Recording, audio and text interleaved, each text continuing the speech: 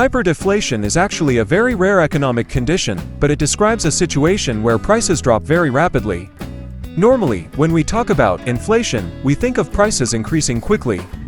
But in hyperdeflation, the opposite happens. Prices drop, but so quickly that the economy enters a state of chaos. Let's explain this with an example. Imagine that today you can buy a phone for $100. But the next day, the price of that phone drops to $90. Now, what do people do? Well, if I wait a little longer, maybe I can get it for $80. This thinking leads to people holding off on buying anything because they expect prices to continue falling. Here's where the real problem of hyperdeflation begins.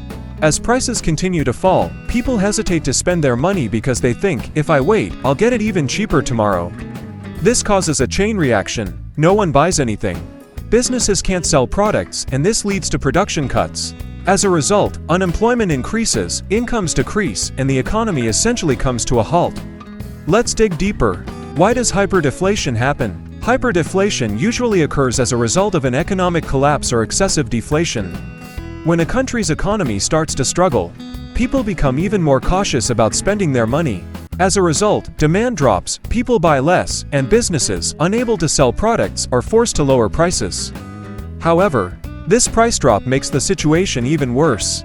People start thinking, I'll wait until it's cheaper, and this creates a vicious cycle. Example: the Great Depression of the 1930s. During the Great Depression in the 1930s in the US, something similar occurred, but prices didn't drop as quickly as in hyperdeflation. However, people did hold off on spending, which contributed to the economic slump.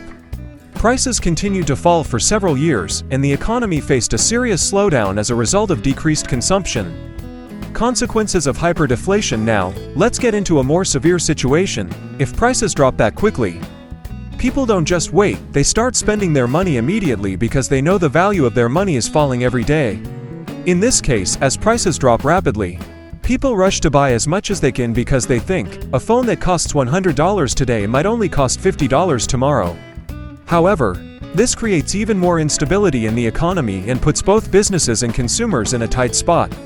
Example: Japan's 1990s crisis. In the 1990s, Japan struggled with deflation. Prices kept dropping, and people hesitated to spend their money. This led to an economic stagnation. People thought, prices will keep falling, and as a result, they didn't buy anything.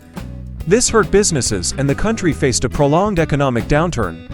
While this situation wasn't as dramatic as hyperinflation, the constant decline in prices caused serious harm to Japan's economy. In conclusion, hyperdeflation is actually a very dangerous process that can deeply destabilize an economy.